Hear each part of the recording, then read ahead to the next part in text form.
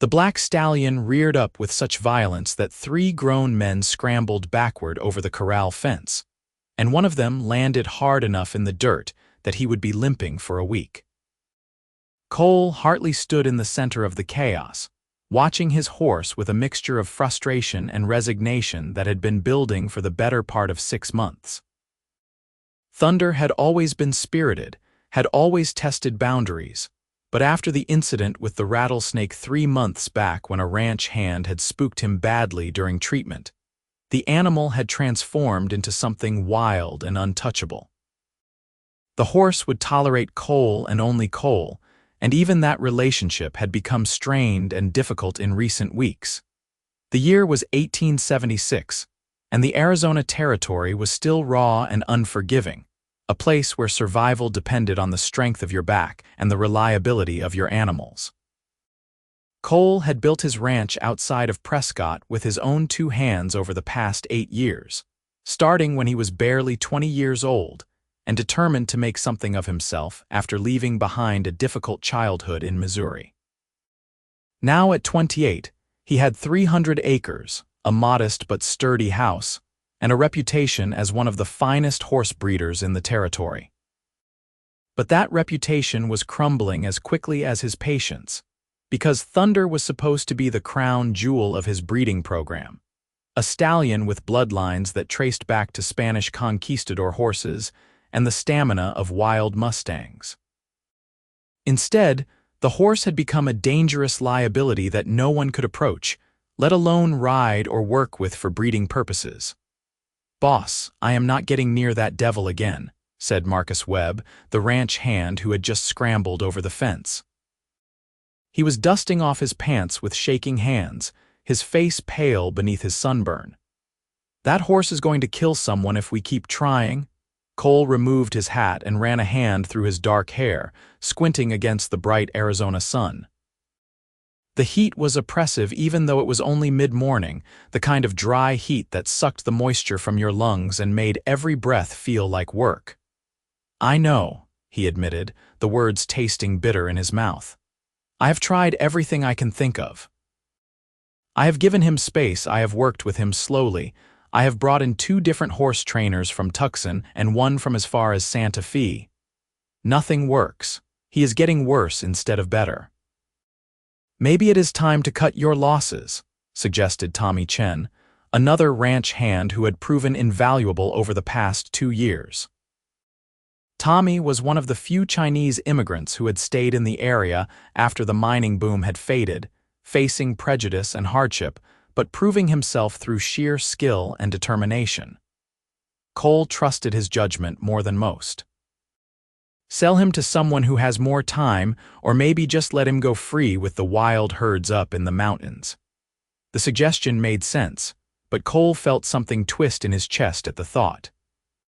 He had raised Thunder from a foal, had been there when the horse took its first wobbly steps, had spent countless hours training and bonding with the animal. The connection they had shared had been special, almost magical, until everything had gone wrong. "I will give it 1 more week," Cole said finally. "If nothing changes by then, I will make a decision about what to do with him, but I am not ready to give up yet." The men nodded and dispersed to their other duties, leaving Cole alone with his thoughts and the sound of Thunder pacing restlessly in the corral. The stallion was magnificent even in his agitation, his coat gleaming like polished obsidian in the sunlight, his muscles rippling with power and barely contained energy. Cole had turned down offers of over $1,000 for the horse, and now he wondered if his stubbornness had cost him everything. He was still standing there, lost in thought, when he heard the sound of a wagon approaching from the direction of town. Visitors were not uncommon, but something about the slow, deliberate pace of the wagon made him turn and pay attention. As it drew closer, Cole could see that it was a modest farm wagon pulled by a tired-looking mule, and seated on the bench was a woman in a simple calico dress and a wide-brimmed hat that cast her face in shadow. The wagon pulled to a stop near the main house, and Cole walked over, his boots crunching on the sun-baked earth. "Can I help you?" he called out, trying to place the woman but coming up blank. He knew most of the families within a 20-mile radius, but this woman was a stranger. She climbed down from the wagon with a grace that belied the worn condition of her clothing, and when she pushed back her hat, Cole found himself looking into the most striking pair of green eyes he had ever seen. She was perhaps 24 or 25 years old, with auburn hair pulled back in a practical bun, and a face that was pretty in an understated way, with high cheekbones and a determined set to her jaw. There were faint freckles across her nose and shadows under her eyes that spoke of recent hardship. "I hope so," she said, and her voice was clear and steady despite the dust that must have coated her throat from the journey. "My name is Eleanor Merritt. I was told in town that you might be hiring ranch hands or perhaps need someone to help with cooking and cleaning. I am willing to do whatever work you have available." Cole studied her for a moment, noting the threadbare state of her dress and the way her hands trembled slightly despite her composed demeanor. "I might have some work," he said carefully, "but I have to ask, Miss Merritt, what brings you out here looking for employment?" Prescott is not a large town, but there are usually positions available for women who are willing to work. Something flickered across her face, a shadow of pain or fear that she quickly suppressed. "I arrived in Prescott 2 days ago from Missouri," she explained. "I was engaged to be married to a man named Gerald Thompson, who had written to me for over a year about his successful mercantile business and his fine home. When I arrived, I discovered that he had lied about everything. He lives in a shack behind the saloon, drinks away what little money he earns doing odd jobs, and the mercantile business never existed. I spent one night in the boarding house, but my funds are nearly exhausted, and I need to find work quickly before I end up on the street." The story was not an uncommon one. Cole had heard similar tales of deception and disappointment from other women who had come west with dreams and found only disillusionment. What struck him about Eleanor Merritt was the way she told her story without self-pity or excessive emotion, simply stating facts and moving forward. There was strength in that, a resilience that he recognized and respected. "I am sorry that happened to you," Cole said sincerely. "The West can be harsh, and there are too many men who take advantage of that. As for work, I do need someone to help with cooking and general housekeeping. My housekeeper, Mrs. Rodriguez, passed away 2 months ago, and I have been making do with help from the ranch hands' wives who come by a few times a week. It is not a sustainable situation. I can offer you room and board in the small cabin behind the main house, plus $30 a month. The work will be hard, but I will treat you fairly." Relief flooded Eleanor's face so completely that Cole felt something stir in his chest, an urge to protect this woman who had clearly been through so much. "Thank you," she said, and there were tears gleaming in her eyes that she blinked away quickly. "You will not regret this, Mr. Hartley. I am a hard worker and I promise to earn my keep. Just call me Cole," he said, extending his hand. She shook it firmly, her palm calloused in a way that confirmed her claims of being willing to work hard. "Let me show you where you will be staying, and then you can get settled. Dinner is usually around 6 in the evening, and I will introduce you to the ranch hands then. They are good men, and they will treat you with respect or answer to me." He helped her unload her few belongings from the wagon, which amounted to 2 worn carpetbags and a small trunk that had seen better days. The cabin behind the main house was simple but clean, with a bed, a small table and chairs, a washstand, and a window that looked out toward the mountains. Cole had used it for storage after Mrs. Rodriguez died, but it took only a few minutes to clear out the boxes and make the space habitable. "It is not much," Cole said, setting down the trunk, "but it is solid and private. The well is just outside, and you are welcome to take meals in the main house with me or prepare your own food here if you prefer. Whatever makes you comfortable." Eleanor walked around the small space, touching the rough wooden walls and the simple furniture with something like wonder. "It is perfect," she said softly. "Better than I had any right to expect. Thank you, Cole." He nodded and left her to settle in, heading back to check on the day's work. But as he walked across the yard, he found his thoughts returning to Eleanor Merritt and the strength he had seen in her eyes. The West was full of people running from something or searching for something better, and he recognized a kindred spirit in this woman who had traveled across the country only to have her dreams shattered but was still standing, still fighting. The rest of the day passed in the usual rhythm of ranch work. Cole spent time checking on the cattle in the far pasture, met with Tommy about supplies they would need from town, and reviewed the books in his small office, trying to figure out how to balance the losses he had taken from not being able to breed Thunder against the profits from selling horses and cattle. By the time evening rolled around, he was tired and dusty and looking forward to a decent meal. Eleanor had wasted no time in making herself useful. When Cole walked into the main house, he was greeted by smells that made his mouth water and his stomach growl with anticipation. She had somehow found the ingredients to make a proper stew with vegetables and beef, fresh bread that was cooling on the counter, and even an apple pie that was baking in the oven. The kitchen, which had been functional but somewhat chaotic under his bachelor management, looked organized and clean. "You did not have to do all this your first day," Cole said, washing his hands in the basin near the door.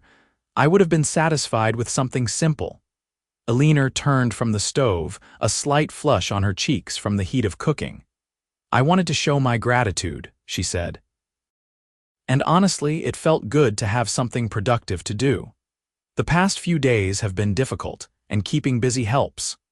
Over dinner, which Cole insisted she share with him at the table rather than eating alone in her cabin, they talked more about their respective backgrounds. Eleanor told him about growing up on a small farm in Missouri, the youngest of 5 children and the only daughter. Her mother had died when she was 12, and she had taken over running the household, cooking and cleaning and caring for her father and brothers until they were grown. Her father had passed away the previous winter, and with her brothers all married and starting their own families, she had felt like an extra burden. When Gerald Thompson's letters had arrived, full of promises and prospects, it had seemed like a chance for a fresh start. "I should have known it was too good to be true," Eleanor said, staring down at her plate. "My brother Matthew warned me that men sometimes exaggerate in their letters, but I wanted so badly to believe that there was something better waiting for me. I feel like such a fool." "You are not a fool," Cole said firmly. "You are brave. It takes courage to leave everything you know and travel across the country for a chance at something better. The fact that this particular chance did not work out does not diminish that courage. And now you are here, and you have a fresh start anyway, just in a different form than you expected." She looked up at him, and he saw gratitude mixed with something else in her eyes, a spark of interest or attraction that made his pulse quicken unexpectedly. He had not been involved with a woman in any serious way since his early 20s, too focused on building his ranch and his reputation to spare time for romance. But there was something about Eleanor Merritt that drew him in, made him want to know more about her, made him aware of her presence in a way that felt both exciting and dangerous. The next morning, Cole rose before dawn as usual and found Eleanor already in the kitchen, preparing breakfast and coffee. They fell into an easy routine over the following days. She took over all the cooking and housekeeping duties with an efficiency that impressed him, and she also proved to be interested in the ranch operations, asking questions about the horses and cattle and the daily work involved in keeping everything running smoothly. It was on her 4th day at the ranch that Thunder became part of their story. Eleanor had been hanging laundry on the line near the back of the house when she heard the commotion from the corral. Cole and Marcus were trying to get Thunder into the training pen so that a veterinarian from town could examine a cut on the horse's foreleg. The stallion was having none of it, rearing and kicking and making terrifying sounds that echoed across the ranch. Eleanor walked toward the corral without really thinking about it, drawn by curiosity and concern. She had noticed the magnificent black horse during her first few days at the ranch, had heard the men talking about what a shame it was that such a fine animal had become so difficult and dangerous.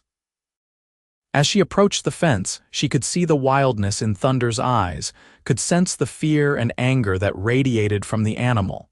"Stay back, Eleanor," Cole shouted when he saw her approaching. "He is dangerous."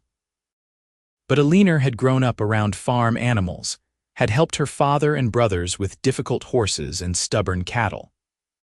She recognized fear when she saw it, and underneath Thunder's aggression, she could see an animal that was terrified and in pain, lashing out because it was the only way he knew to protect himself.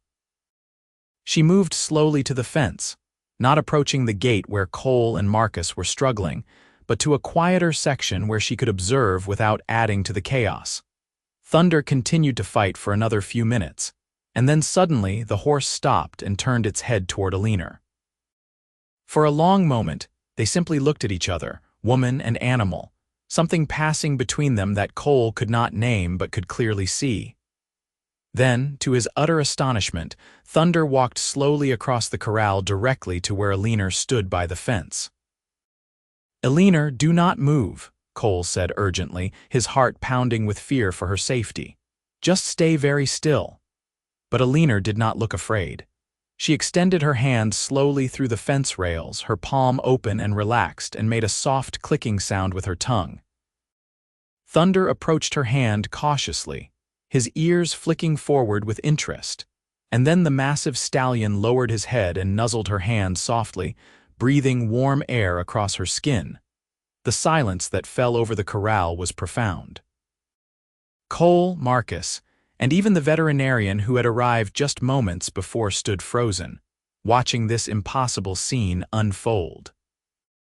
Thunder, who had not let anyone but Cole touch him in months and had barely tolerated even Cole's presence lately, was standing calmly at the fence while a woman he had never met before stroked his nose and spoke to him in low, gentle tones. "That is not possible," Marcus whispered. "I have never seen anything like that," Cole had to agree. He walked slowly toward Eleanor and Thunder, moving carefully so as not to spook the horse. "How did you do that?" he asked quietly. Eleanor continued stroking Thunder's face, her expression peaceful and focused. "I did not do anything special," she said. "I just let him come to me instead of trying to make him do what I wanted.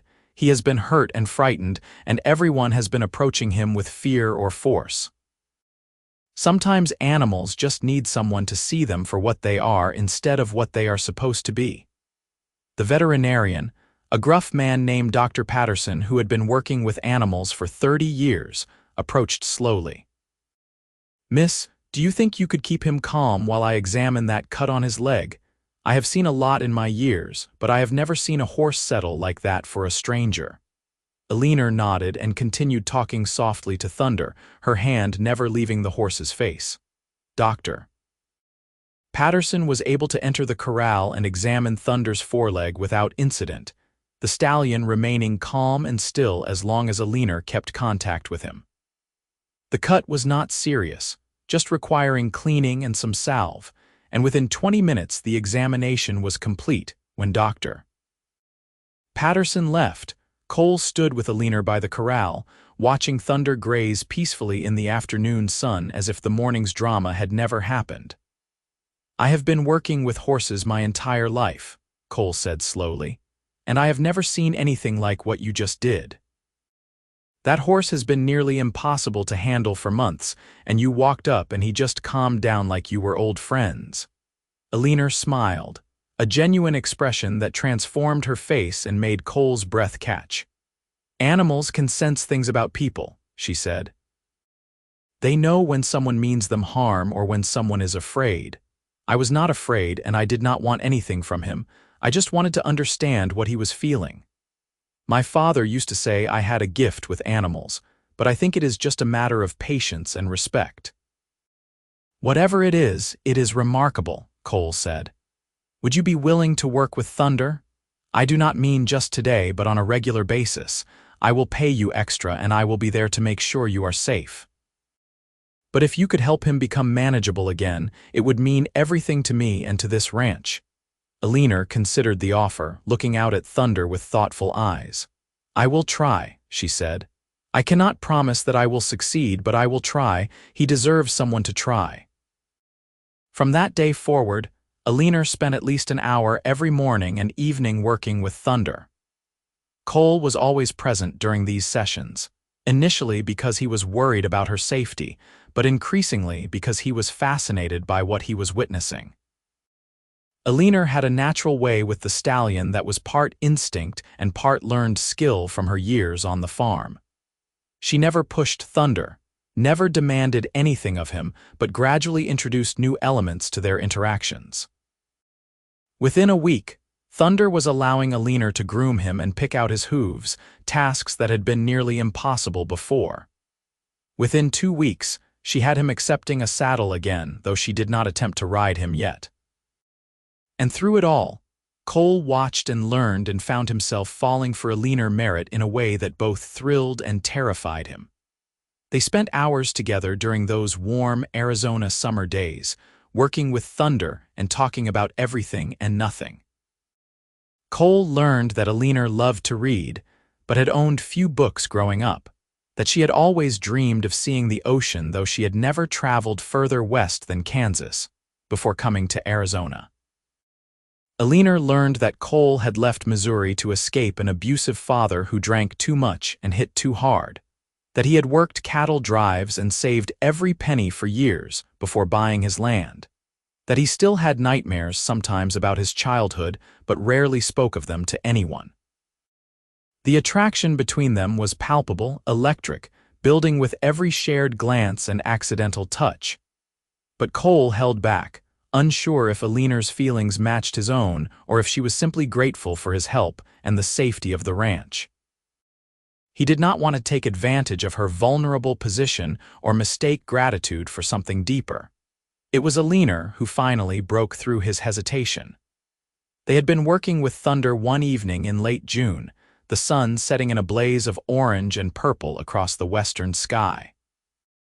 Thunder had finally accepted a rider again, with Eleanor taking the first gentle ride around the corral while Cole held the lead line and his heart in his throat, terrified that something would go wrong. But Thunder had been perfect, responding to Eleanor's commands with the grace and power that Cole had always known he possessed. After Eleanor dismounted and they had settled Thunder for the night, they walked back toward the house together, their shoulders nearly touching in the fading light.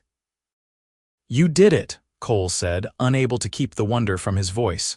"You actually did it. I did not think it was possible, but you brought him back." "We brought him back," Eleanor corrected gently. "I could not have done it without your support and patience. You never pushed, never tried to force things to happen faster than they should. That means something." They had reached the space between the main house and Eleanor's cabin, that liminal place where they usually said goodnight and went their separate ways. But tonight, Eleanor turned to face Cole directly, and in the twilight her eyes were luminous and determined. "Cole, I need to say something, and I need you to let me say it without interrupting," she began, her voice steady despite the slight tremor he could detect beneath the words. "When I came here 6 weeks ago, I was broken. Not just disappointed or hurt, but truly broken in a way that I had never experienced before. I thought I had nothing left, no prospects, no hope, no future worth looking forward to. And then you gave me a chance when you had no reason to trust me or believe in me. You gave me a place to stay and work to do and treated me with respect and kindness. Eleanor, you do not need to thank me," Cole started, but she held up a hand. "I am not just thanking you," she said. "I am trying to tell you that somewhere over these past weeks, I stopped being broken. I started to feel like myself again, like the person I was before disappointment and fear changed me. And I realized that a large part of that healing had to do with you. With the way you look at me like I matter, like my thoughts and opinions have value. With the way you have never once made me feel like I owe you anything beyond the work I agreed to do. With the way you smile when you think I am not looking, and the way you always make sure I have eaten enough at dinner, and the way you trusted me with Thunder even though you had no reason to believe I could help. Cole's heart was pounding so hard he was certain Eleanor could hear it. "Eleanor, what are you saying?" She took a deep breath, and when she spoke again, her voice was clear and sure. "I am saying that I have fallen in love with you, Cole Hartley. I know it has only been 6 weeks, and I know that might seem too fast or too soon after what happened with Gerald Thompson. But this feeling is nothing like what I felt when I read his letters and imagined a future with a stranger. This is real and present and built on genuine connection. I love the man you are, not some imagined version of who you might be. And if you do not feel the same way, I will accept that and continue working here and being your friend. But I needed you to know the truth because I am tired of living with uncertainty and fear. Life is too short and too precious to not speak the truth of your heart." For a moment, Cole could not speak, could not move, could only stand there absorbing the enormity of what Eleanor had just said. Then, slowly, he reached out and took her hands in his, feeling the calluses and the strength and the slight trembling that betrayed her nerves despite her brave words. "Eleanor Merritt," he said, his voice rough with emotion. "I have been half in love with you since the moment you climbed down from that wagon and told me your story without asking for pity. I have been fully in love with you since the day you walked up to Thunder and showed me that miracles still happen in this harsh world. I have been terrified to say anything because I did not want you to feel obligated or pressured or trapped. But if you are telling me that you feel the same way, then I am the luckiest man in the Arizona territory." The kiss that followed was gentle and sweet and full of promise. They stood there in the gathering darkness, holding each other and kissing like they had all the time in the world, while the sounds of the ranch settled down for the night around them. Over the following months, their relationship deepened and grew.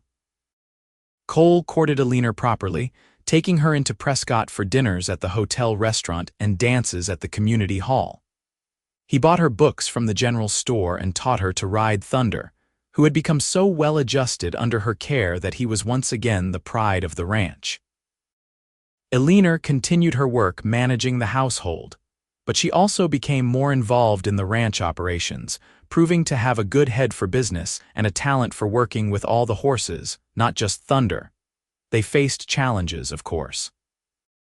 Some of the townspeople gossiped about how quickly their relationship had developed, and a few suggested that Eleanor was simply looking for security after her disappointment with Gerald Thompson. Cole had a tense confrontation with Thompson himself one afternoon in town, when the man drunkenly accused Cole of stealing his intended bride. Cole kept his temper in check, simply informing Thompson that Eleanor had never been his bride and that he had lost any claim to her respect when he lied about his circumstances. There were also practical challenges inherent in life on an Arizona ranch in the 1870s. A drought that summer tested their water supplies and forced difficult decisions about which animals to keep and which to sell.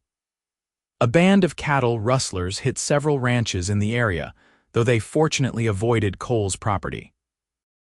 And Eleanor struggled with homesickness on occasion, missing her brothers and the familiar landscapes of Missouri even as she built a new life in Arizona. Through it all, their love grew stronger. They learned each other's rhythms and habits, learned how to fight fairly and make up thoroughly, learned how to be partners in both the romantic and practical senses of the word. Cole taught Eleanor about breeding bloodlines and range management. Eleanor taught Cole about budgeting for household expenses and the value of building relationships with the other ranch families in the area.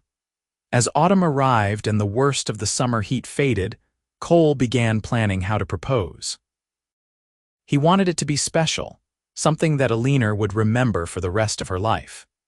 He commissioned a jeweler in Prescott to create a ring using a small diamond that had belonged to his mother, one of the few items he had taken when he left Missouri.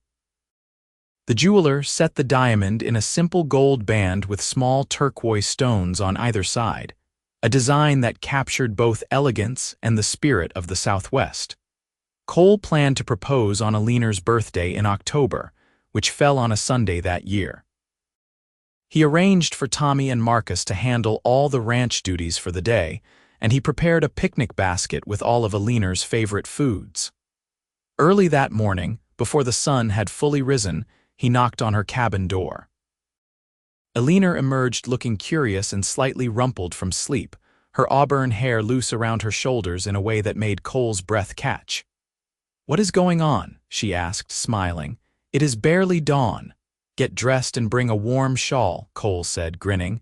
"We are going on an adventure." They rode out together on Thunder and Cole's mare, Sunrise, heading up into the mountains that rose behind the ranch. Cole had discovered a spot months ago during a cattle search, a small meadow at the top of a ridge that offered views of the valley below and the distant mountains beyond. It was a place of incredible beauty and peace, and he had known immediately that it was where he wanted to ask Eleanor to be his wife. They reached the meadow just as the sun was breaking over the eastern horizon, painting the sky in shades of pink and gold. Eleanor gasped when she saw the view, dismounting from Thunder and walking to the edge of the ridge to take it all in. "Cole, this is magnificent," she breathed. "How did you find this place?" "I found it by accident," Cole admitted, coming to stand beside her. "But I knew the moment I saw it that I wanted to share it with you. Happy birthday, Eleanor." They spread out a blanket and ate breakfast as the morning warmed around them, talking and laughing and simply enjoying being together away from the demands and routines of the ranch. When they had finished eating, Cole took Eleanor's hand and drew her to her feet. "Eleanor, there is something I want to ask you," he began, and he saw understanding dawn in her eyes even before he dropped to one knee. "When you came into my life 6 months ago, I thought I had everything I needed. I had my ranch and my horses and my work, and I thought that was enough. But you showed me that I had been living only a half-life, going through the motions but not really experiencing the joy and connection that make life worth living. You brought color back into my world, brought hope and laughter and love. You healed my horse and you healed my heart, and I cannot imagine facing the rest of my life without you by my side." He pulled the ring from his pocket, holding it up so it caught the morning light. "Eleanor Merritt, will you marry me? Will you be my wife and my partner for all the days we have left in this world?" Tears were streaming down Eleanor's face, but she was smiling so broadly that Cole knew her answer before she spoke. "Yes," she said, her voice choked with emotion. "Yes, Cole, I will marry you. Nothing would make me happier." He slipped the ring onto her finger and stood, pulling her into his arms and kissing her deeply. They stood there on that ridge top, holding each other and crying and laughing, while Thunder and Sunrise grazed peacefully nearby, and the Arizona sun climbed higher into the cloudless sky. They were married 6 weeks later in a simple ceremony at the church in Prescott.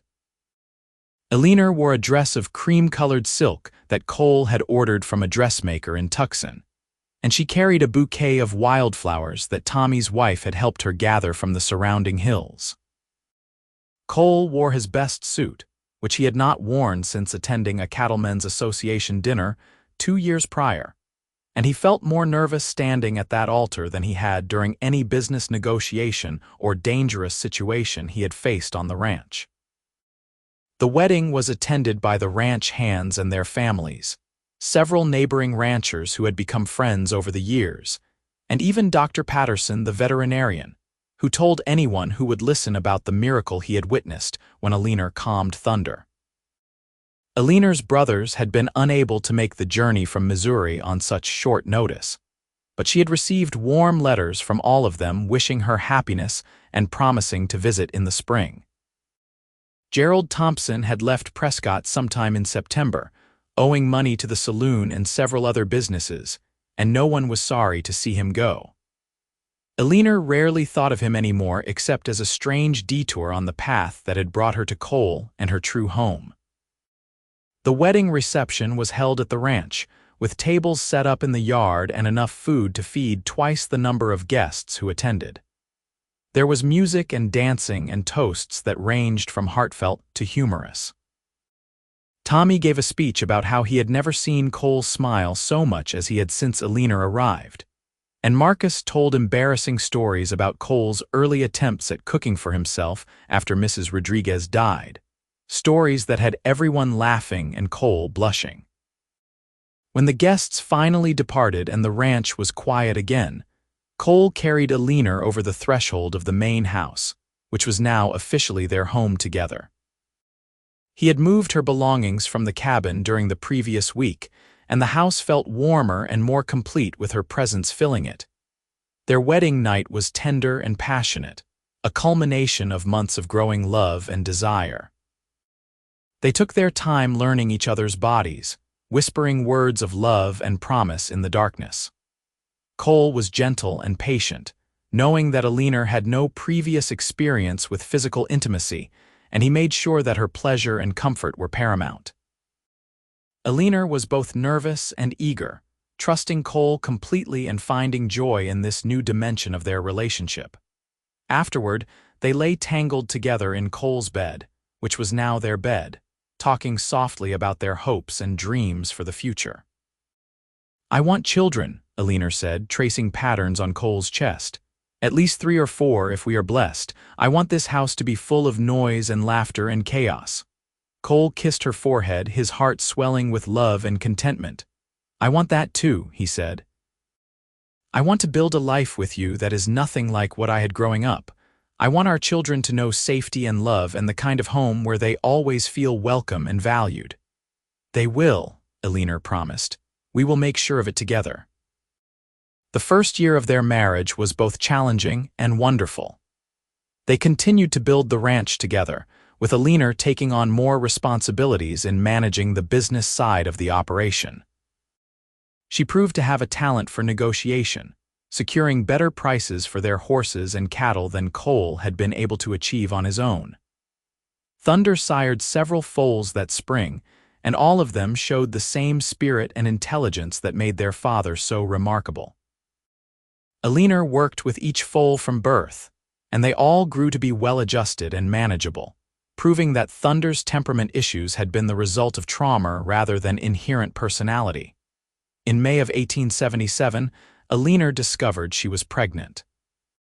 She told Cole one evening after dinner, watching his face carefully to gauge his reaction. She had been feeling unwell for several weeks, but had attributed it to stress or perhaps something she ate. It was Dr.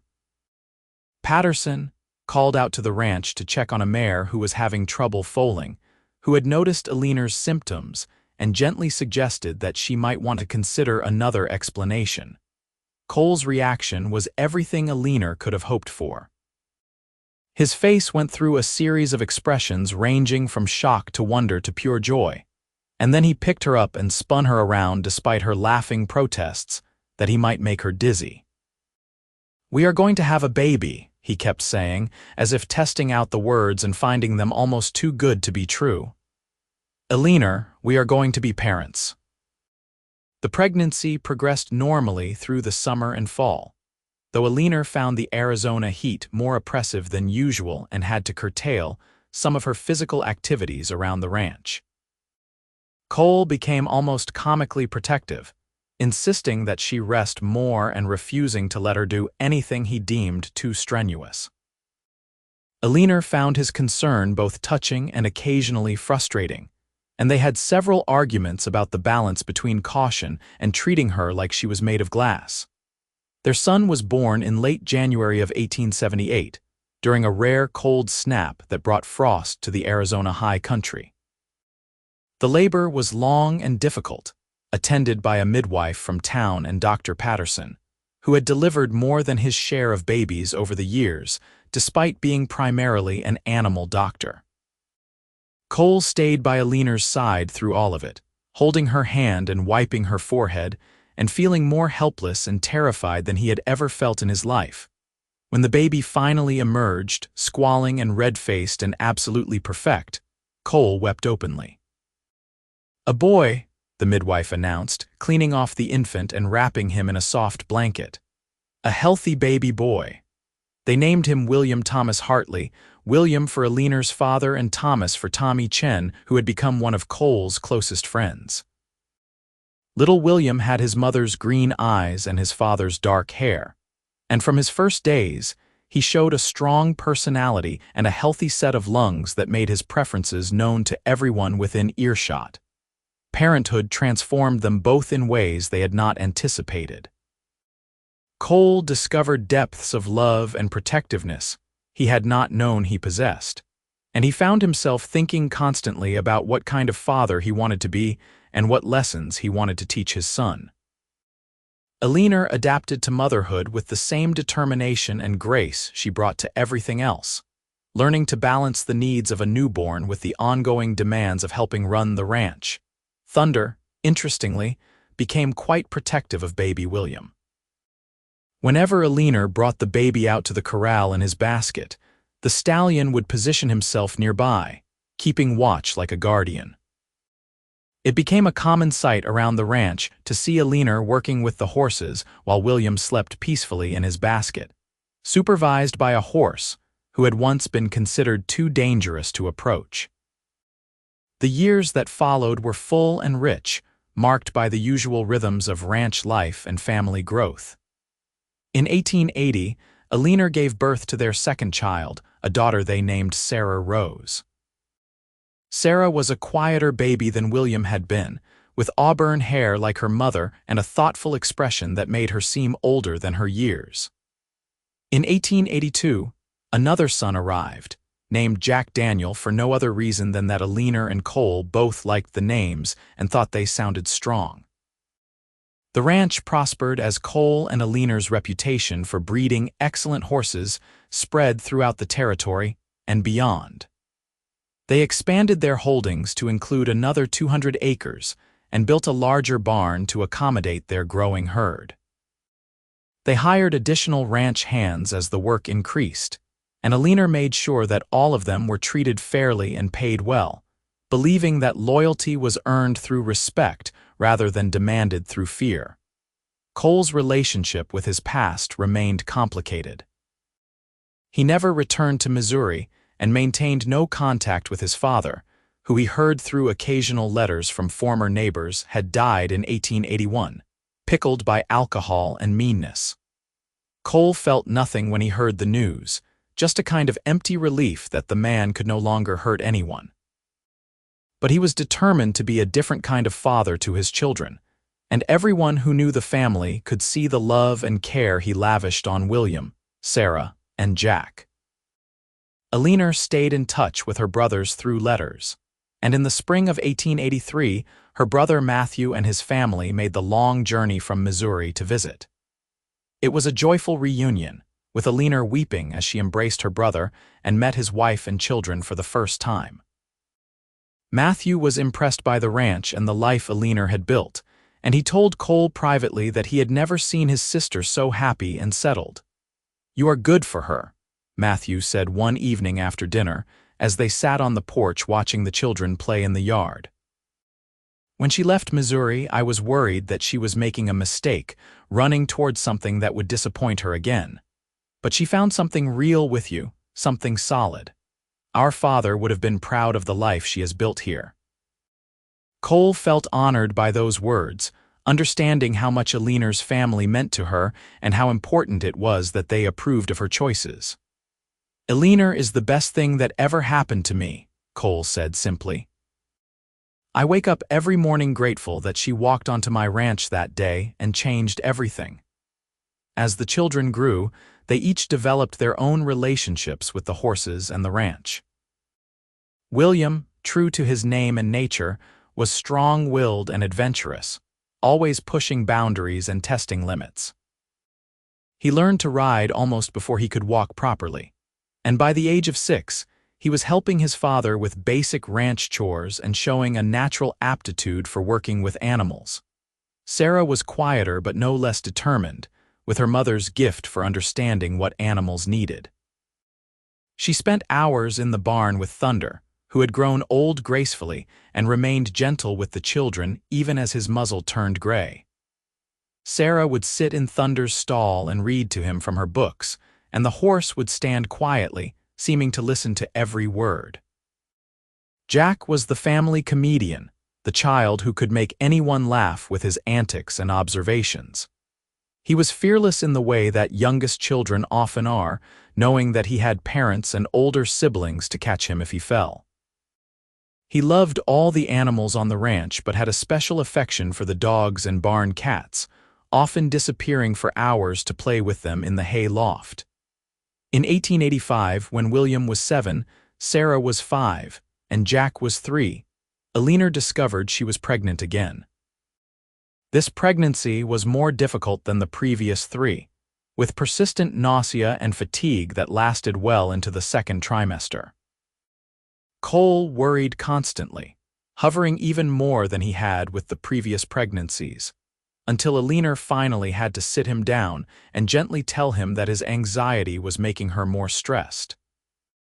"I know you are worried," she said, taking his hands in hers, "but I need you to trust that I know my body and I will tell you if something is truly wrong.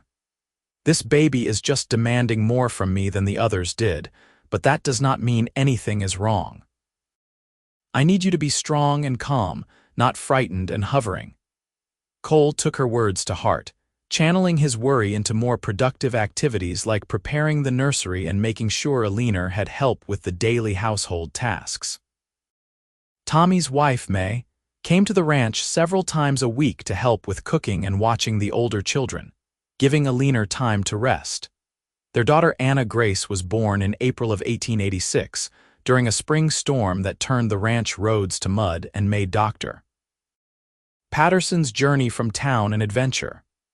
Anna was a tiny baby, smaller than her siblings had been, but she was healthy and strong-lunged and determined to make her presence known. She had her father's dark eyes and a cap of black hair that stood up in all directions no matter how much Eleanor tried to smooth it down. With 4 children, the ranch house felt truly full, exactly as Eleanor had dreamed on their wedding night all those years ago. There was always noise and activity, always someone needing something or laughing or crying or getting into mischief. It was chaotic and exhausting and absolutely wonderful. Thunder lived to the remarkable age of 22, passing peacefully in his sleep in the winter of 1887. The whole family mourned him, understanding that he had been more than just a horse. He had been the catalyst that brought Cole and Eleanor together, the bridge that allowed them to see each other truly for the first time. They buried him on the ridge where Cole had proposed to Eleanor, marking his grave with a simple stone that read Thunder, beloved friend and guardian. Several of Thunder's sons and daughters continued his bloodline, and the Hartley Ranch became known throughout Arizona and New Mexico for producing horses that were not only physically impressive, but also intelligent and well-tempered. Buyers came from as far as Texas and California to purchase Hartley horses, knowing they were getting animals that had been bred and raised with care and expertise. As the 1880s drew to a close, Cole and Eleanor looked back on the decade with satisfaction and forward to the future with hope. Their children were growing strong and healthy, their ranch was prosperous, and their love had deepened with every passing year. They had built something real and lasting, exactly what they had both dreamed of during those early days when they were just beginning to know each other. One evening in December of 1889, after the children had been put to bed, and the ranch was quiet, Cole and Eleanor sat together on the porch they had expanded several years earlier to accommodate their growing family. It was a rare cold night for Arizona, with stars brilliant overhead and frost beginning to form on the ground. Eleanor was wrapped in a heavy shawl, and Cole had his arm around her shoulders, keeping her warm. "Do you ever think about that first day?" Cole asked quietly. "When you drove up in that wagon looking for work, and I had no idea that my entire life was about to change," Eleanor smiled, leaning her head against his shoulder. "I think about it often," she said. "I think about how desperate and frightened I was, how certain I was that my life was over before it had really begun. And then I think about how you gave me a chance when you had no reason to, and how that one act of kindness changed everything." "You changed everything," Cole corrected. "You walked up to an impossible horse and showed me that miracles still happen. You brought light and love into a life that I had convinced myself was complete, but that was really just empty. You gave me a family and a future and reasons to be grateful for every single day." "We gave those things to each other," Eleanor said firmly. "That is what partnership means. That is what love means. Not one person saving the other, but two people building something together that neither could have built alone." They sat in comfortable silence for a while, watching the stars and listening to the sounds of the ranch settling for the night. In the barn, the horses shifted and breathed, the newest generation of Thunder's line continuing his legacy. In the house behind them, their children slept safely and soundly, dreaming whatever dreams young children dream. And in that moment, wrapped in each other's arms on a cold Arizona night, Cole and Eleanor knew they had found something precious and rare, the kind of love that songs and stories are written about but that few people actually experience. The years continued to unfold with their mixture of joy and challenge. The children grew and changed, each developing their own interests and personalities. William showed early signs of wanting to take over the ranch someday, learning everything he could from his father about breeding and training horses. Sarah discovered a talent for drawing and painting, filling sketchbooks with images of horses and landscapes and family scenes. Jack remained the family comedian but also developed a serious side, showing interest in mechanics and how things worked. And little Anna, growing out of babyhood into a precocious toddler, showed every sign of having inherited her mother's gift with animals. In 1891, when William was 13 and starting to look more like a young man than a boy, Cole began teaching him the business side of running the ranch. They spent hours going over the books together, discussing decisions about which horses to breed and which to sell, talking about how to manage employees fairly and negotiate good prices with buyers. William soaked up the knowledge eagerly, asking intelligent questions and offering suggestions that sometimes surprised Cole with their insight. One afternoon, as they were working together in the office, William asked his father a question that Cole had been half expecting for years. "Father, how did you and Mother meet? I know she came here looking for work, but what made her stay? What made you fall in love with each other?" Cole leaned back in his chair, considering how to answer. William was old enough now to hear the real story, including the harder parts about Gerald Thompson's deception and Thunder's difficulties. So Cole told him everything, from the moment Eleanor drove up in her wagon to the day Thunder nuzzled her hand, from the proposal on the ridge to their wedding and the building of their life together. William listened intently, his young face serious and thoughtful. When Cole finished, William was quiet for a moment before speaking. "So Grandfather Thunder brought you together," he said finally, using the affectionate name the children had given to the stallion who had died before some of them were born but who lived on in family stories. "He was difficult and hurt, and Mother healed him, and that helped you see that she was special." "That is part of it," Cole agreed. "But the bigger truth is that your mother showed me what real courage and grace look like. She had been hurt and disappointed, but she did not let that make her bitter or afraid. She stayed open to possibility, stayed true to herself, and that allowed us to find each other. The thing with Thunder was just the catalyst. The real love story was about two people learning to trust each other and build something together." William nodded slowly, absorbing this. "I hope I find someone like that someday," he said. "Someone who sees me for who I really am and loves me anyway." Cole felt his throat tighten with emotion. "You will," he promised. "And when you do, you will understand why your mother and I always tell you children that love is not about finding someone perfect, but about finding someone whose imperfections match your own in a way that makes both of you better." As the children moved through their teenage years, each presenting new challenges and joys, Cole and Eleanor continued to be partners in every sense of the word. They made decisions together about the ranch, about their children's educations and futures, about how to navigate the changing landscape of the Arizona Territory as it moved toward eventual statehood. In 1896, when William was 18 and preparing to attend university in California to study animal husbandry. Cole and Eleanor threw a party at the ranch to celebrate. All their friends and neighbors came, along with ranch employees past and present, to wish William well and celebrate the young man he had become. During the party, Cole gave a toast that had Eleanor and many of the guests crying. 18 years ago, Cole said, raising his glass, I became a father for the first time and I had no idea what I was doing. I was terrified that I would somehow damage this precious new person, that I would pass along the hurts from my own childhood instead of the love and security I wanted to provide. But Eleanor, my wise and patient wife, reminded me that we were in this together, that we would learn as we went, and that love covers a multitude of mistakes.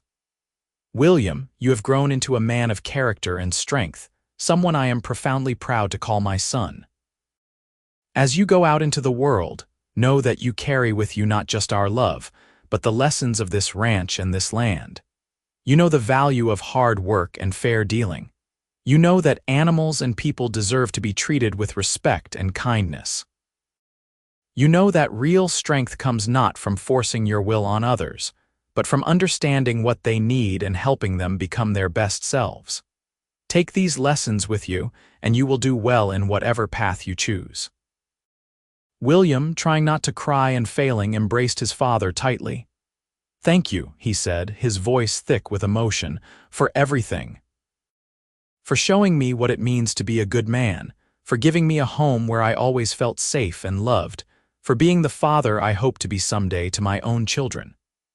After William left for California, the house felt emptier, but life continued its forward motion. Sarah, now 14, was showing real talent as an artist and talking about wanting to study in San Francisco. Jack, at 12, was still figuring out his passions but leaning toward engineering and had a bedroom full of mechanical projects in various states of completion.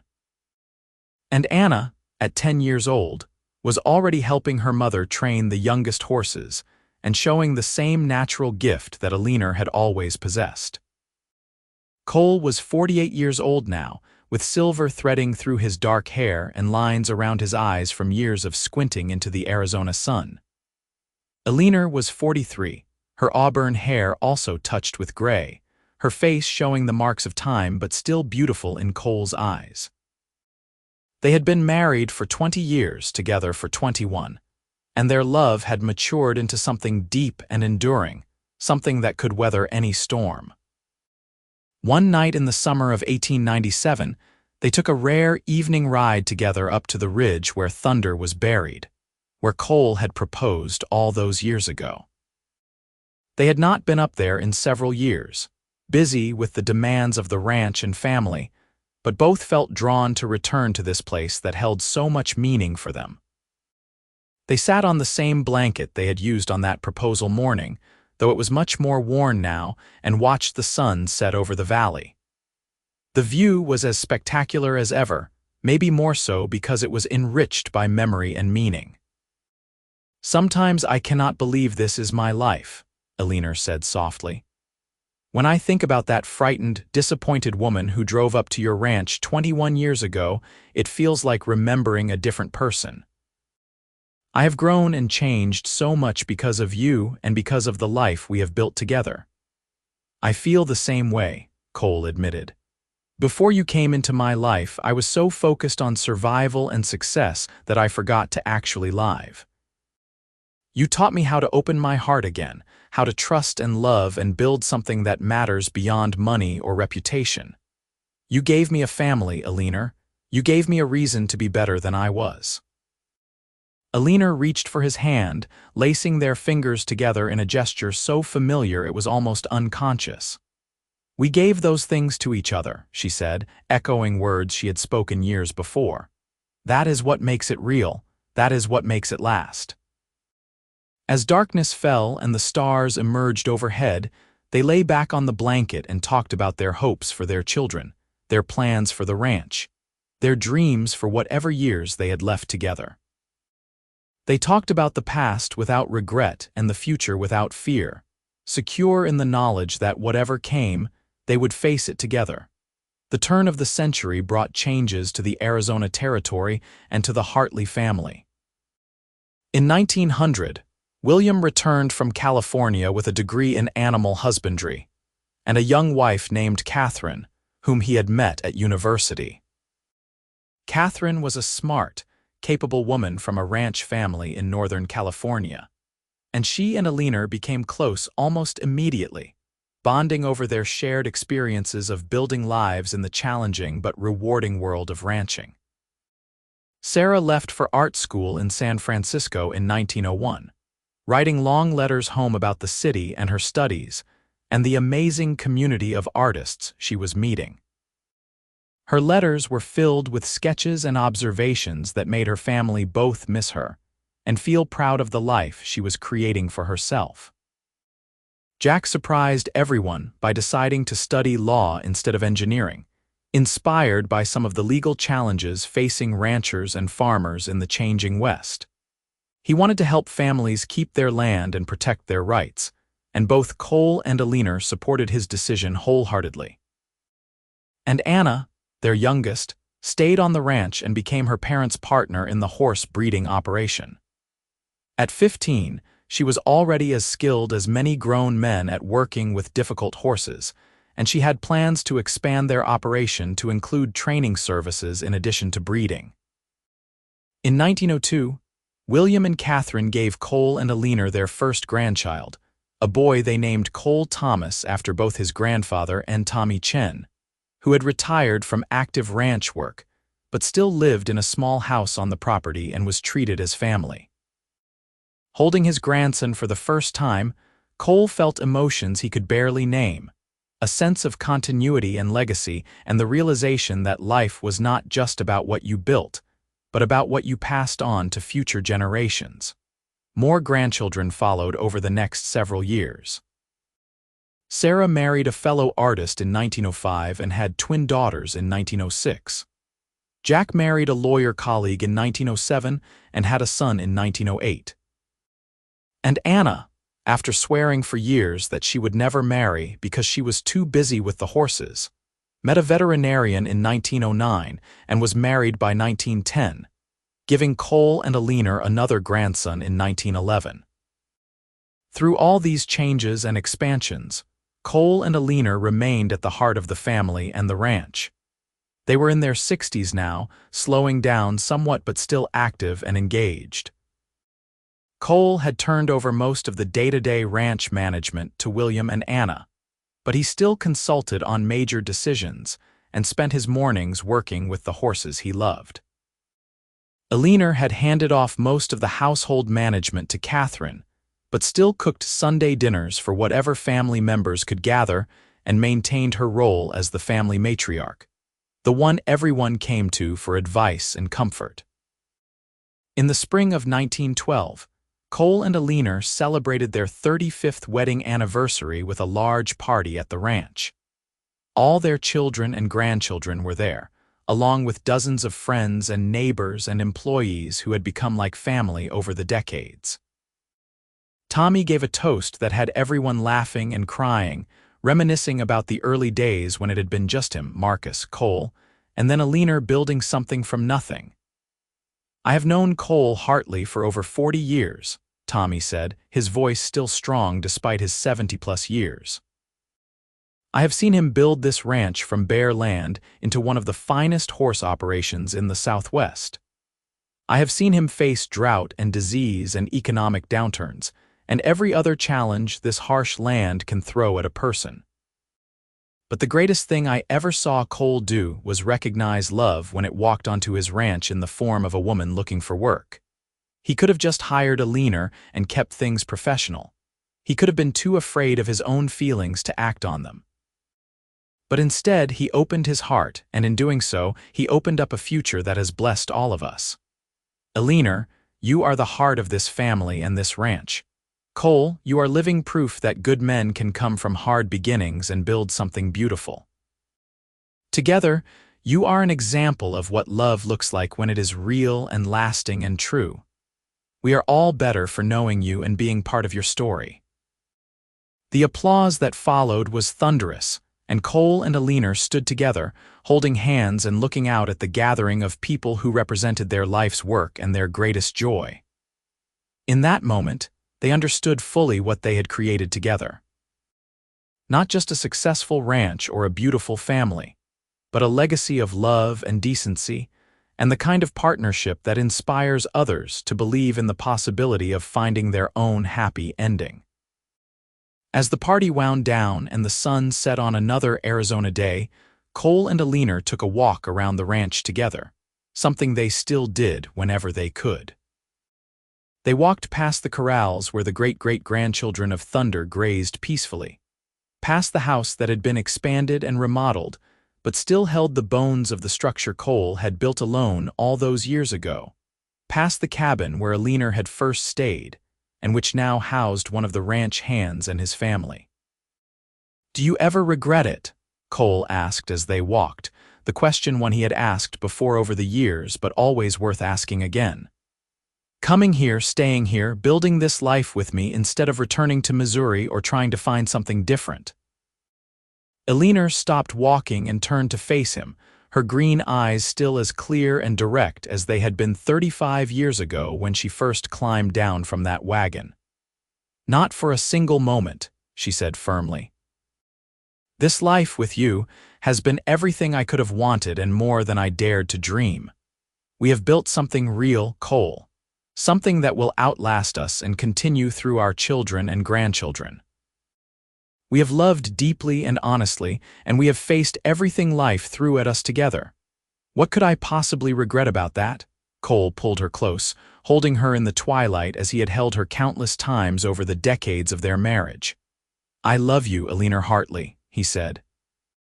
"I have loved you since the moment you walked up to Thunder and showed me that grace and courage are real things that actually exist in this world.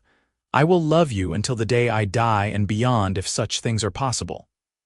"I know," Eleanor said simply, her arms tight around him. "I have always known. Just as you have always known that I love you with everything I am. We are bound together, Cole, in ways that go deeper than words or vows. We are two parts of a whole, and that will never change." They stood there together as the stars emerged overhead, two people who had found each other against all odds and built a life that would echo through generations. The ranch was quiet around them, settling in for the night, but it was a peaceful quiet, full of the sounds of animals and family and home. Cole and Eleanor lived many more years together, watching their grandchildren grow and begin having children of their own.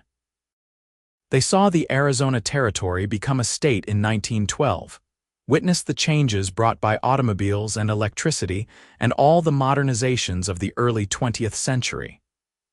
But through all these changes, their love remained constant, an anchor in a changing world. Cole passed away peacefully in his sleep in the winter of 1920, at the age of 72, with Eleanor holding his hand. He had lived a full and rich life, had become the man he always wanted to be, and had loved deeply and well. His funeral was attended by hundreds of people whose lives he had touched, and he was buried on the ridge next to Thunder, overlooking the valley he had called home for over 50 years. Eleanor lived another 8 years, surrounded by her children and grandchildren, still offering wisdom and love and serving as the heart of the family. She spent her final years writing down the stories of their life together, wanting future generations to know the truth of how Cole and she had found each other, and what they had built from that chance meeting so many years ago. When Eleanor died peacefully in her sleep in the spring of 1928, at the age of 77, she was buried next to Cole on the ridge. Her gravestone bore a simple inscription chosen by her children. "She walked up to an impossible horse and changed everything."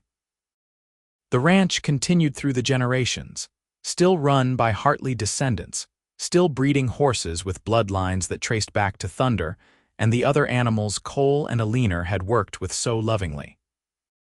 And every generation heard the story of how it all began, with a cowboy whose horse would not let anyone near, until a woman with auburn hair and green eyes walked up, and the stallion nuzzled her hands softly, and two broken souls found healing and love in each other. It was a story worth telling and retelling, a reminder that love can bloom in the most unexpected places, that second chances do exist, and that sometimes the greatest adventures begin not with grand gestures but with simple acts of courage and kindness. Cole and Eleanor's love story became part of the family legacy, passed down alongside recipes and photographs and the carefully maintained bloodlines of horses that still bore Thunder's intelligence and spirit. Years turned into decades, and the 20th century marched forward with its wars and progress and changes. But on a ridge in Arizona, two graves remained side by side, looking out over the valley where Cole and Eleanor had built their life together. And on spring evenings when the light was just right, visitors to the ridge sometimes swore they could see two figures standing together in the twilight, holding hands and looking out over the land they had loved, still together even in death as they had been in life, their love story eternal and unending, a testament to the power of connection and the possibility of finding your true home in another person's heart.